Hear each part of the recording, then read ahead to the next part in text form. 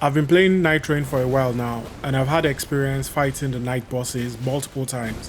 Over time, I've gotten to realize that there are some specific ways to handle some boss moves. In this video, I'm going to be focusing on attacks that you can jump over, but don't look like they are jumpable. Let's get into it. In no particular order, I'm going to start with Fulghor. Fulghor has this attack where he brings out his purple arm and sprays liquid like an octopus all over the place. If you're fighting the non-Everdark version, this will be his second phase. But if fighting the Everdark version, this is the starting phase. In this phase, he has some specific movesets where he slams his hand on the ground and causes shockwaves that affects everyone around him. That move is jumpable, even though you could roll. I prefer jumping because jumping has more forgiving timing. The reason why jumping avoids this attack is actually because of the way Elden Ring handles jump invisibility. When you jump, apparently from your waist down, you are actually invulnerable, which means any attack that looks like it's not just on the ground, but also has a little bit of height, if the hitbox is not that high, you can jump.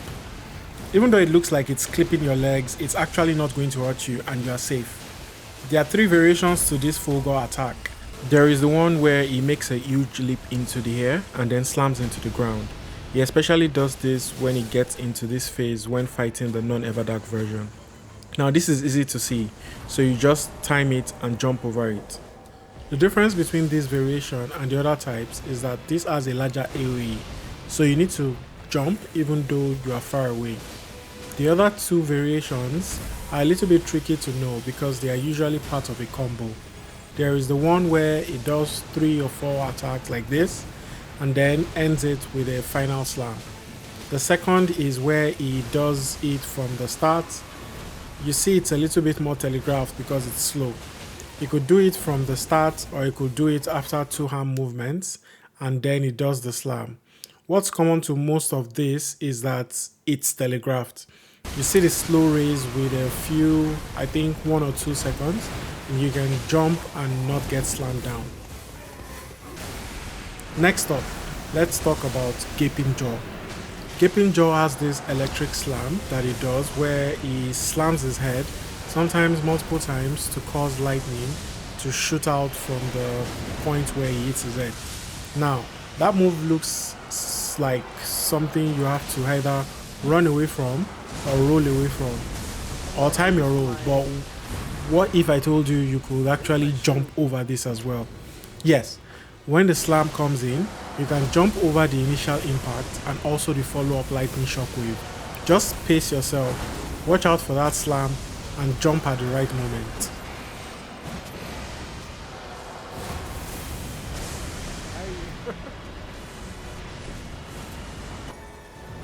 Next boss is Caligo.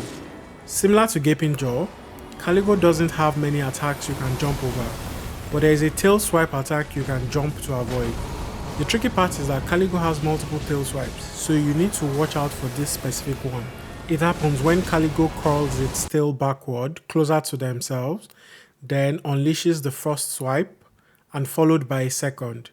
If you're far away and you see this wind up, that's your chance to jump over it. Just time it carefully. Once you jump, you are safe.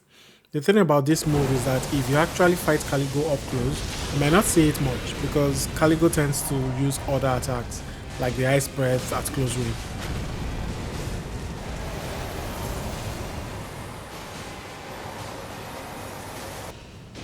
And this brings us to the next boss, Hoelstar.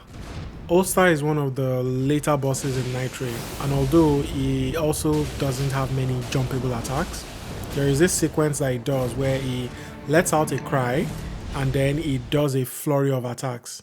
First, he zooms straight to you, then he does 2 consecutive slashes, 1, 2.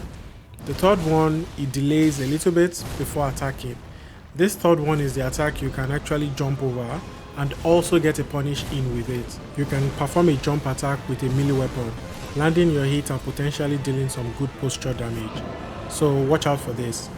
I was really intrigued when I discovered this because if you play Hoelstar a lot, you know there are only a few windows to actually attack him. And so getting more windows to attack him is good. So next up, we have Dreglord. the last but not the least, he has a form in which he picks up his staff and a glow appears on it. He then slams it into the ground multiple times, sending out shockwaves in both directions. Typically, it seems like something you would need to run away from, but you can actually jump over this attack. You can only jump over the slams, and afterwards there are a couple of seconds, then he releases a final shockwave that you should avoid. That's pretty much my strategy, to actually run and jump whenever these slams are coming in.